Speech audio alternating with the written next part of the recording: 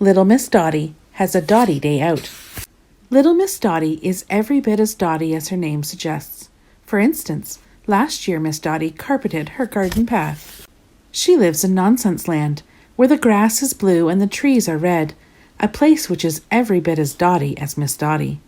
In Nonsense Land, all the pigs have televisions and wear slippers.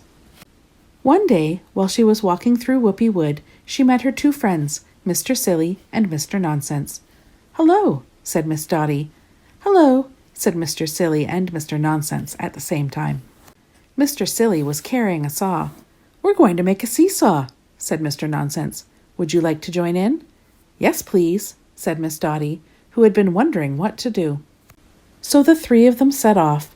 They walked and they walked and they walked a long, long way until they came to the seaside. But being Nonsense Land, the sand wasn't yellow, it was pink. When they got to the water's edge, Mr. Silly threw the saw in. "Have you ever heard of anything so silly?" "Brilliant," said Mr. Nonsense. "That's the best seesaw ever," agreed Miss Dotty. "What shall we do now?" said Mr. Silly. "Let's go for a paddle," suggested Miss Dotty. So they went to the shop on the pier and each bought a paddle. "That was fun," said Mr. Nonsense.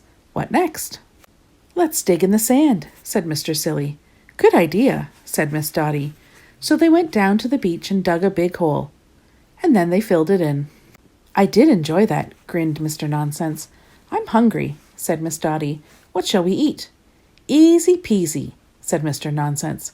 "Sandwiches." And I'm sure you can guess what they did next. That's right.